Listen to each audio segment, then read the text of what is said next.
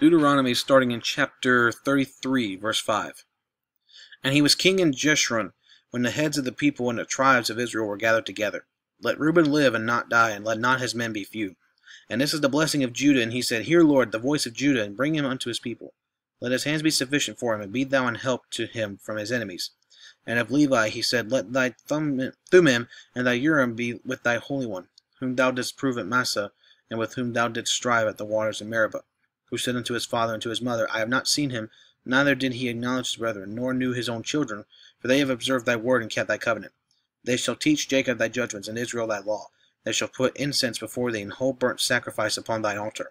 Bless, Lord, his substance, and accept the work of his hands. Smite through the loins of them that rise against him, and of them that hate him, that they rise not again.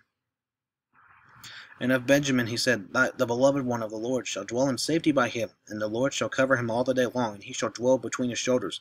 And of Joseph he said, Blessed of the Lord be his land, for the precious things of heaven, for the dew, and for the deep that coucheth beneath, and for the precious fruits brought forth by the sun, and for the precious things put forth by the moon, and for the chief things of the ancient mountains, for the precious things of the lasting hills, and for the precious things of the earth and fullness thereof, and for the good will of him that dwelt in the bush. Let the blessing come upon the head of Joseph, and upon the top of the head of him that was separated from his brethren. His glory is like the firstling of his bullock, and his horns are like the horns of unicorns. With them he shall push the people together to the ends of the earth, and they are the 10,000s of Ephraim, and they are the thousands of Manasseh. And of Zebulun he said, Rejoice, Zebulun, in thy going out, and Issachar in thy tents. They shall call the people unto the mountain. There they shall offer sacrifices of righteousness, for they shall suck of the abundance of the seas, and of treasures hid in the sand. And of Gad he said, Blessed be he that enlargeth Gad. He dwelleth as a lion, and he teareth the arm with the crown of the head. And he provided the first part for himself, because there in a portion of the lawgiver was he seated. And he came with the heads of the people. He executed the justice of the Lord in his judgments with Israel. And of Dan he said, Dan is the lion's whelp, he shall leap from Bashan. And of Naphtali he said, O Naphtali, satisfied with favor, and full with the blessing of the Lord, possess thou the west and the south. And of Asher he said, Let Asher be blessed with children.